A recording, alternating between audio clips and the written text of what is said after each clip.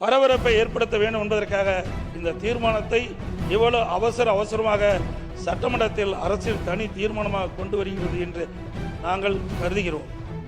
இந்த சூழ்நிலையில் மத்திய அரசு கொண்டு வரவுள்ள தொகுதி மறுவரையில் தமிழ்நாட்டிற்கு சாதகமாக உள்ளதா பாதகமாக உள்ளதா என்பது பற்றி எதுவுமே தெரியாத நிலையில் அரசியல் காரணங்களுக்காக தமிழக வெற்றி கழக அரசு கொண்டு வந்த இந்த தீர்மானத்தை அனைத்து இந்திய அண்ணா திராவிட முன்னேற்ற கழகம் எதிர்க்கின்றது. அதே நேரத்தில் வர இருக்கும் மக்களவை பொதுத் தேர்தலிலும் அதன் பிறகு நடைபெற்ற சட்டமன்ற பொதுத் தேர்தலிலும் 1/3 தொகுதி ஒதுக்கீட்டு பலனை பெண்களுக்கு பெறுவதை உறுதி செய்ய வேண்டும் என்று அந்த தீர்மானத்தில் குறிப்பிட்டிருக்கின்றது. அந்த தீர்மானத்தை மட்டும், அதாவது நாடாளுமன்றத்திலும் சட்டமன்றத்திலும் 33% பெண்களுக்கு இடஒதுக்கீடு வழங்க வேண்டும் என்ற அந்த தீர்மானத்தை மட்டும் ஆதரித்து அமர்கின்றனர். உறுப்பினர் முன்னாள் முதலமைச்சர் திரு எடப்பாடி கே பழனிசாமி அவர்கள். மாண்புமிகு பேரவைத் தலைவர் அவர்களே, மாண்புமிகு முதலமைச்சர் அவர்கள் கொண்டு வந்துள்ள அரசின் தனி தீர்மானத்தின் மீது அனைத்து இந்திய அண்ணா திராவிட முன்னேற்ற கழகத்தின் சார்பாக என்னுடைய கருத்துக்களை தெரிவிக்கின்றேன். தமிழக மக்களின் உரிமைக்காகவும் அவர்களின் மேம்பாட்டிற்காகவும் தொடர்ந்து பாடுபடும் இயக்கம் அனைத்து இந்திய அண்ணா திராவிட முன்னேற்ற கழக இயக்கம். அனைத்து இந்திய அண்ணா திராவிட முன்னேற்ற கழகத்தின் தொகுதி மறுவரை குறித்து நிலைப்பாடு தெளிவானது. அதாவது மாநிலங்களுக்கு, குறிப்பாக தமிழ்நாடு போன்ற மக்கள் தொகை கட்டுப்படுத்திய மாநிலங்களுக்கு 1971 மக்கள் தொகை அடிப்படையில் நிர்ணயிக்கப்பட்ட விகிதாச்சார பிரதிநிதித்துவம் குறைக்கக்கூடாது. தமிழ்நாட்டுக்கு தற்போது 39 நாடாளுமன்ற உறுப்பினர்கள் இருக்கின்றார்கள். மொத்த பாராளுமன்ற உறுப்பினர்கள் எண்ணிக்கையிலான 543 இடங்களில் 1971 ஆண்டு மக்கள் தொகை அடிப்படையில் 7.18% விகிதாச்சார பிரதிநிதித்துவம் தொகுதி மறுவரையில் குறையக்கூடாது. இதுதான் எங்கள் தேர்தல் அறிக்கையிலும் அனைத்து இந்திய அண்ணா திராவிட முன்னேற்ற கழக சார்பாக நாங்கள் தெரிவித்துள்ளோம். தொகுதி மறுவரையில் மாநிலங்களுக்கான தற்போதுள்ள விகிதாச்சாரம் குறையாமல் பாதுகாக்கப்படும் என்பது வெளிப்படையாக இல்லை.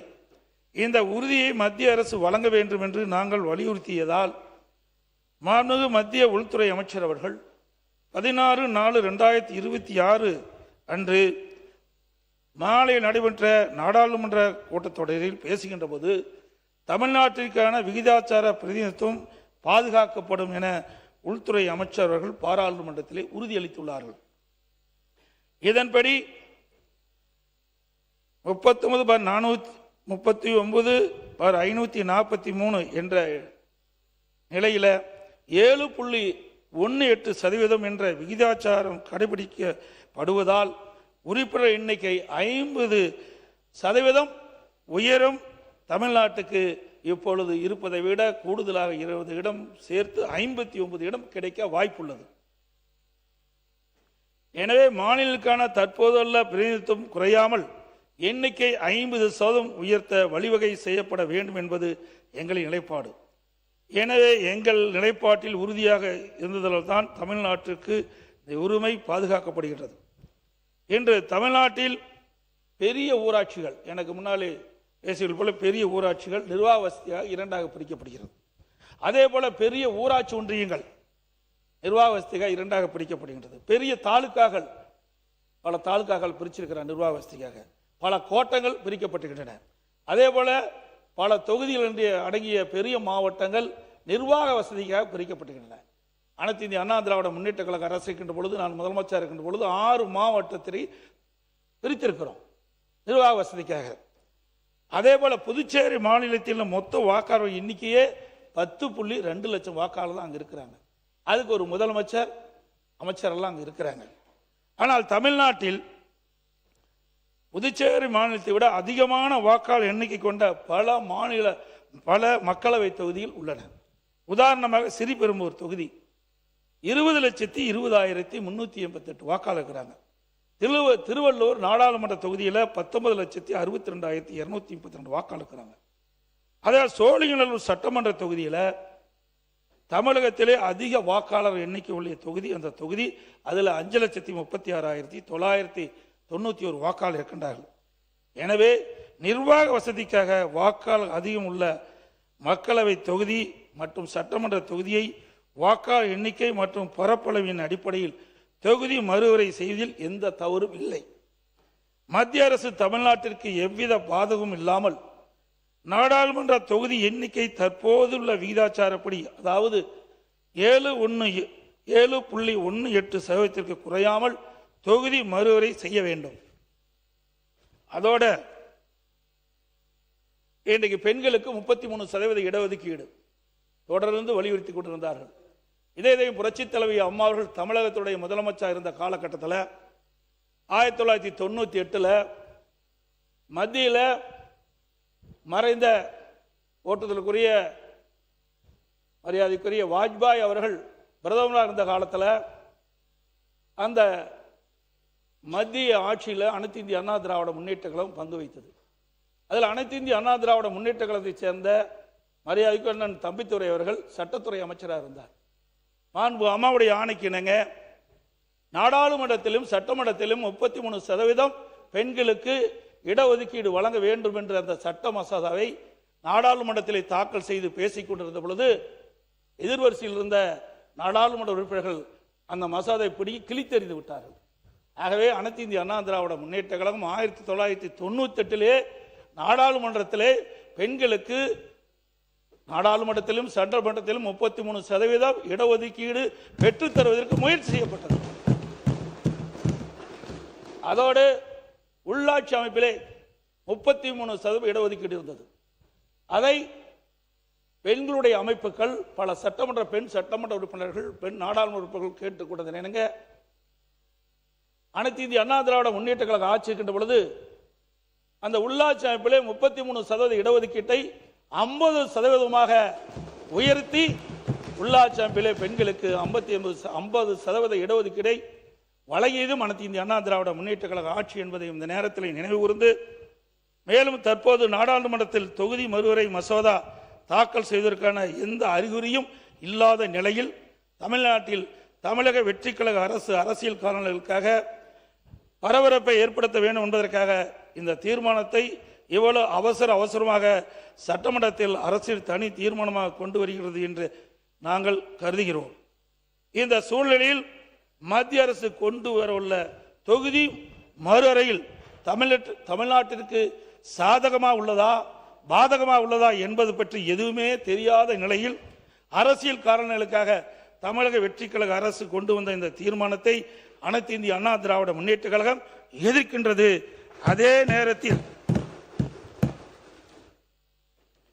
இந்த தீர்மானத்தில் வர இருக்கும் மக்களவை பொதுத் தேர்தலிலும் அதன் பிறகு நடைபெற்ற சட்டமன்ற பொதுத் தேர்தலிலும் 1/3 தொகுதி ஒதுக்கீட்டு பலனை பெண்களுக்கு பெறுவதை உறுதி செய்ய வேண்டும் என்று அந்த தீர்மானத்தில் குறிப்பிட்டிருக்கின்றது. அந்த தீர்மானத்தை மட்டும், அதாவது நாடாளுமன்றத்திலும் சட்டமன்றத்திலும் 33% பெண்களுக்கு இடஒதுக்கீடு வழங்க வேண்டும் என்ற அந்த தீர்மானத்தை மட்டும் ஆதரித்து அமர்கின்றேன். மாண்புமிகு சமூக நீதித்துறை அமைச்சர் அவர்கள்.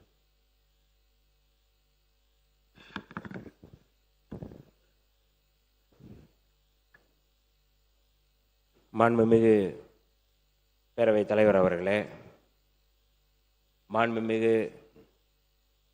முதல்வர் அவர்களே, மாண்புமிகு எதிர்க்கட்சி தலைவர் அவர்களே, மாண்புமிகு அமைச்சர் பெருமக்களே, மாண்புமிகு சட்டமன்ற உறுப்பினர்களே, உங்கள் அத்தனை பேருக்கும் விடுதலை சிறுத்தைகளின் சார்பினுடைய காலை வணக்கத்தை தெரிவித்துக் கொள்கின்றேன். மாண்புமிகு முதல்வர் அவர்கள் வடித்த இந்த தனி தீர்மானம் வரலாற்று சிறப்புமிக்க தீர்மானம். இது தனி தீர்மானம் மட்டுமல்ல, ஒரு தனித்துவமான தீர்மானம். தனித்துவமான தீர்மானம் மட்டுமல்ல, ஒரு மகத்துவமான தீர்மானம். மகத்துவமான தீர்மானம் மட்டுமல்ல, தமிழ்நாட்டின் உரிமைகளை, தென்னிந்தியாவுடைய உரிமைகளை நிலைநாட்டக்கூடிய தீர்மானம். இந்த தீர்மானத்தை விடுதலை சிறுத்தைகள் வரவேற்கிறோம், பாராட்டுகின்றோம். பேரறிஞர் அண்ணா அவர்கள் சொல்வார்கள், வடக்கு வாழ்கிறது தெற்கு தேய்கிறது என்று சொன்னார்கள். தந்தை பெரியார் அவர்கள் சொல்லும் பொழுது, வடக்கில் இருப்பவர்கள் மட்டும்தான் குடிமக்களா, தென்னிந்தியாவில் இருப்பவர்கள் மூன்றாம் தர குடிமக்களா என்று தந்தை பெரியார் அவர்கள் கேட்டார்கள். இதற்கு ஒருபடி மேலே போய் புரட்சியாளர் அம்பேத்கர் பேசும் பொழுது, வடக்குக்கும் தெற்குக்கும் வித்தியாசம் இருக்கின்றது. வடக்கை விட தெற்கில் இருப்பவர்கள் முற்போக்கானவர்கள், நாகரிகமானவர்கள் என்று புரட்சியாளர் அம்பேத்கர் அவர்கள் தெளிவுபடுத்தினார்கள். நான் அந்த புரட்சியாளர் அம்பேத்கருடைய மாணவனாக, அவர் வழிவந்தவனாக இந்த தீர்மானத்தை விடுதலை சிறுத்தைகளின் சார்பில் சில செய்திகளோடு நான் சொல்ல முனைகிறேன். அதற்கு பேரவைத் தலைவர் அவர்கள் எனக்கு வாய்ப்பு வழங்க வேண்டும் என்று கேட்டுக்கொள்கிறேன். பொதுவாக ஒன்றிய அரசு, பாஜக அரசு முன்வைக்கின்ற எந்த சட்டமாக இருந்தாலும் அல்லது அதை கொண்டு வருகின்ற எந்த திட்டமாக இருந்தாலும் அதை புரட்சியாளர் அம்பேத்கருடைய கண்ணாடி அல்லது தந்தை பெரியாருடைய கண்ணாடி போட்டு பார்த்தால்தான் அதற்குள்ள இருக்கின்ற சதி நமக்கு புலப்படும். வெளியில் பார்த்தால் அது சாதாரணமாக தெரியும். அதற்கு மேலே போய் புரட்சியாளர் அம்பேத்கர் சொன்னார், இவர்கள் பேசுவதெல்லாம் சன்னியாசி போல பேசுவார்கள், ஆனால் செயல்படுவதெல்லாம் கசாப் கடைக்காரர்கள் போல் செயல்படுவார்கள் என்று புரட்சியாளர் அம்பேத்கர் சனாதனவாதிகள் குறித்து பேசும்பொழுது சொல்கிறார். அப்படித்தான் இந்த தீர்மானத்தை அல்லது இந்த மசோதாவை பாராளுமன்றத்தில் ஏப்ரல் 16 அன்று கொண்டு வருவதற்கு முன்பு மகளிர் மசோதாவோடு சேர்த்து கொண்டு வந்து அதை எப்படியெல்லாம் அதை சரி செய்ய முடியும் என்று எங்களுடைய தலைவர் எழுச்சி தமிழர் தொல்காப்பியன் திருமாவளவன் அன்றைக்கு நாடாளுமன்றத்தில் இது குறித்து அமலப்படுத்தி இருக்கிறார்கள். ஆகவே அந்த வகையில் இன்றைக்கு இந்த தீர்மானம், தனி தீர்மானம், மாண்புமிகு முதல்வர் அவர்கள் கொண்டு வந்திருக்கின்ற தீர்மானம் ரொம்ப அவசியமானது. தமிழ்நாட்டுடைய உரிமைகளை, தென்னிந்தியாவுடைய உரிமைகளை பாதுகாக்கக்கூடிய தீர்மானம் என்கின்ற அடிப்படையில் தான் சில செய்திகளை நான் முன்வைக்க கடமைப்பட்டிருக்கின்றேன். இந்திய அரசியலமைப்பு சட்டப்பிரிவு 82 மற்றும் 170 ஆகியவற்றின் அடிப்படையில் ஒவ்வொரு 10 ஆண்டுகளுக்கு ஒருமுறை மக்கள் தொகை கணக்கெடுப்பு நடத்தப்பட்ட பிறகு தொகுதி மறுவரையறை ஆணையம் ஒன்று உருவாக்கப்பட்டு மக்களவைக்கும் மாநில சட்டமன்றங்களுக்கும் தொகுதி மறுவரையறை நடத்தப்பட இந்த சட்டப்பிரிவுகள் வழிவகுக்கின்றன. அதன் அடிப்படையில் இந்தியாவில் இதுவரை 1952, 1963, 1973, 2002 ஆகிய ஆண்டுகளில் 4 முறை தொகுதி மறுவரையறை ஆணையங்கள் அமைக்கப்பட்டுள்ளன. 1973ஆம் ஆண்டு காலகட்டத்தில் இந்தியாவில் மக்கள் தொகை கட்டுப்பாட்டு திட்டங்கள் அன்றைய பிரதமர் இந்திரா காந்தி தலைமையிலான அரசு தீவிரமாக முன்னெடுத்து சென்றது. மக்கள் தொகை சீராவதற்கு முன்னர் தொகுதி மறுவரையால் மாநிலங்கள் பாதிக்கப்படக்கூடாது என கருதி 1971ஆம் ஆண்டு மக்கள் தொகை கணக்கெடுப்பின் அடிப்படையில் தொகுதிகள் மறுசீரமைக்கப்பட்டு 1976ஆம் ஆண்டு 42வது அரசமைப்பு சட்ட திருத்தத்தின் மூலம் அடுத்த 25 ஆண்டுகளுக்கு அதில் மாற்றங்கள் செய்யாதவறு தடை விதிக்கப்பட்டுள்ளது. 25 ஆண்டுகள் தடை முடிந்து 2002ஆம் ஆண்டு தொகுதி மறுவரையறை ஆணையம் அமைக்கப்பட்டது. அப்போது பிரதமர் அடல் பிகாரி வாஜ்பாய் தலைமையிலான ஒன்றிய அரசு 84வது அரசமைப்பு சட்ட திருத்தத்தின் மூலம் மேலும் 25 ஆண்டுகளுக்கு தொகுதிகளின் எண்ணிக்கையில் மாற்றம் இல்லாதவாறு தடையை நீடித்தது. அப்போது ஒன்றிய பாஜக அரசு கொண்டு வந்த சட்ட திருத்தத்தின்படி 2026ஆம் ஆண்டுக்கு பிறகு எடுக்கப்படும் மக்கள் தொகை கணக்கெடுப்பின் அடிப்படையில் தொகுதி மறுவரையறை செய்யப்பட வேண்டும் என்று சொல்லப்பட்டது. எனவேதான் கடந்த 1973ஆம் ஆண்டு தொகுதி மறுவரையறை ஆணையம் இறுதி செய்த மக்களவைக்கான தொகுதிகள் எண்ணிக்கை 543 என்பது கடந்த 50 ஆண்டுகளாக மாற்றப்படாமல் இருந்தது. இந்த பின்னணியினால் கடந்த ஏப்ரல் 16ஆம் தேதி ஒன்றிய பாஜக அரசு கொண்டு வந்த தொகுதி மறுவரையறை தொடர்பான அரசமைப்பு சட்ட திருத்த மசோதாக்கள் மக்களவையில் தோற்கடிக்கப்பட்டன.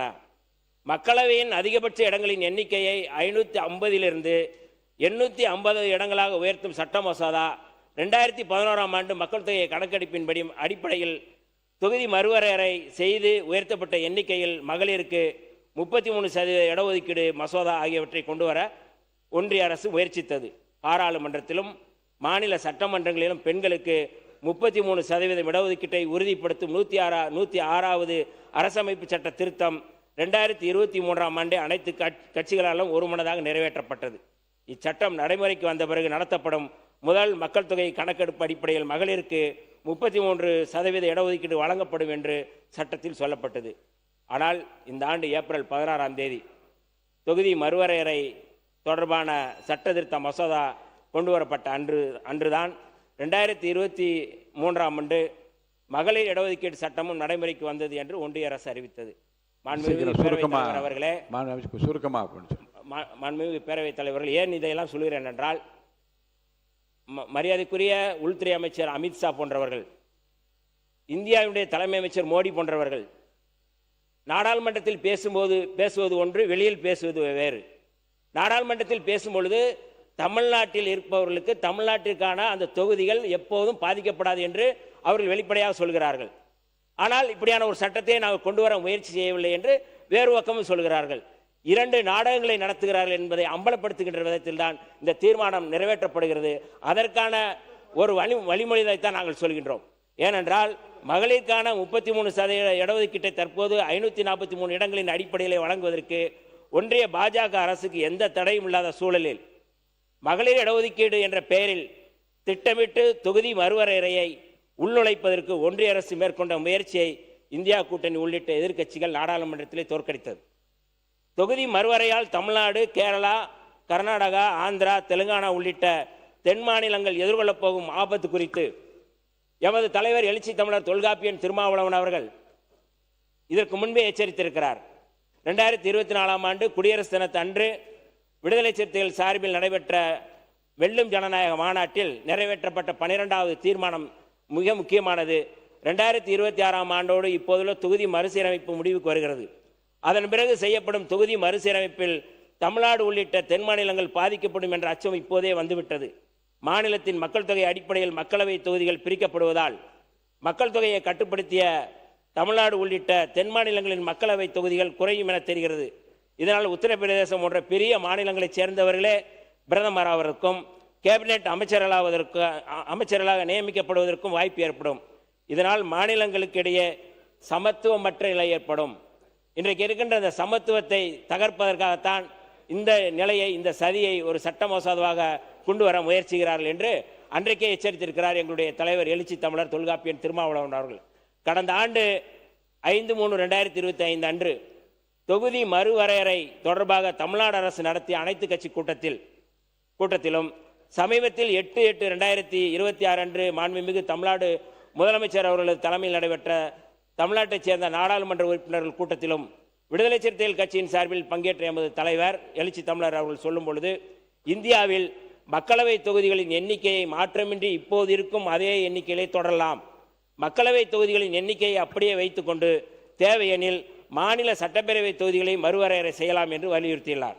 மேலும் கடந்த ஏப்ரல் 16ஆம் தேதி ஒன்றிய அரசு கொண்டு வந்த தொகுதி மறுவரையறை மற்றும் மகளிர் இடஒதுக்கீடு தொடர்பான அரசமைப்பு சட்ட திருத்த மசோதாக்கள் குறித்து விவாதத்தில் மக்களவையில் பேசிய எமது தலைவர், மகளிர் இடஒதுக்கீட்டில் அரசமைப்பு சட்டத்தின்படி SC/ST பெண்களுக்கு இடஒதுக்கீடு உண்டு, ஆனால் OBC பெண்களுக்கு இடஒதுக்கீடு இல்லை. ஏன்னா இன்னைக்கு பெண்கள் தொடர்பான இடஒதுக்கீட்டை ஆதரிப்பவர்களுக்கான கருத்தை அன்றைக்கே நாங்கள் சொல்லியிருக்கின்றோம். OBC பெண்களுக்கு இடஒதுக்கீடு இல்லை. மக்கள் தொகை கணக்கெடுப்பும் சாதிவாரி கணக்கெடுப்பும் நடத்தப்பட்டால் மிகவும்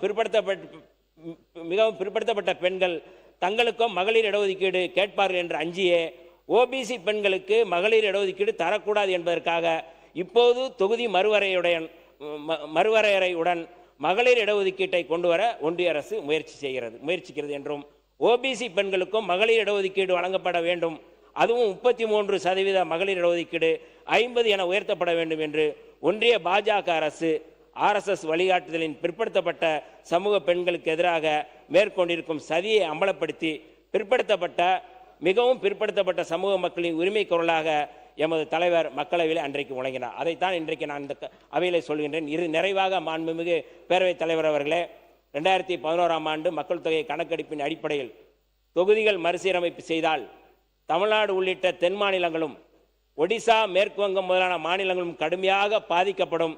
இந்த மாநிலங்களில் உள்ள நாடாளுமன்ற தொகுதிகளின் எண்ணிக்கை தற்போது இருக்கும் விகிதத்தை விட குறையும். ஆனால் உத்தரப்பிரதேசம், மத்திய பிரதேசம் முதலான இந்தி பேசும் மாநிலங்களில் உள்ள நாடாளுமன்ற தொகுதிகளின் எண்ணிக்கை அதிகரிக்கும்.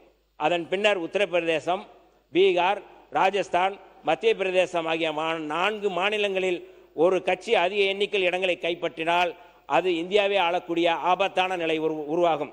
இதன் காரணமாகத்தான் தென் மாநிலங்கள் முற்றிலுமாக அரசியல் செல்வாக்கு இழந்துவிடும்.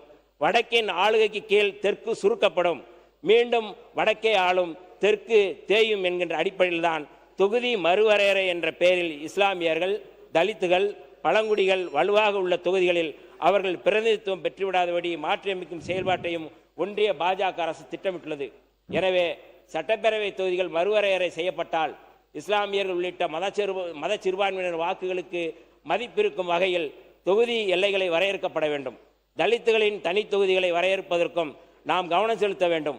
ஒவ்வொரு 10 ஆண்டுகளுக்கு ஒரு முறை மக்கள் தொகை கணக்கெடுப்பு முடிந்தபின் அதன் அடிப்படையில் தனி தொகுதிகள் சுழற்சி செய்து எண்ணிக்கையை அதிகரிக்க வேண்டும்.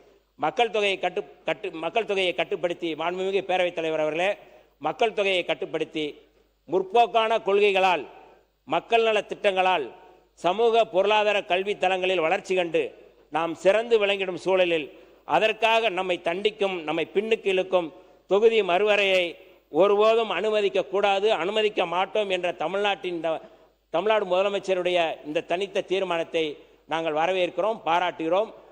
கூடுதலாக இதை மாற்றம் என்று சொல்கிறார்கள். மாற்றம் என்பது வளர்சிதை மாற்றமா தேய்சிதை மாற்றமா என்பதை நாம் விவாதிக்கலாம். ஆனால் இந்த தொகுதி மறுவரையறை மூலமாக இது ஒட்டுமொத்தமாக வடக்குக்கு மட்டும் வளர்சிதை மாற்றமாக இருக்கும், தெற்குக்கு இது தேய்சிதை மாற்றமாக இருக்கும் என்று சொல்லி எனக்கு வாய்ப்பளித்த மாண்புமிகு பேரவைத் தலைவர் அவர்களுக்கும் மாண்புமிகு முதல்வர் அவர்களுக்கும் சிறுபான்மை நலத்துறை அமைச்சர் மாண்புமிகு சிறுபான்மை நலத்துறை அமைச்சர் உட்காருங்க.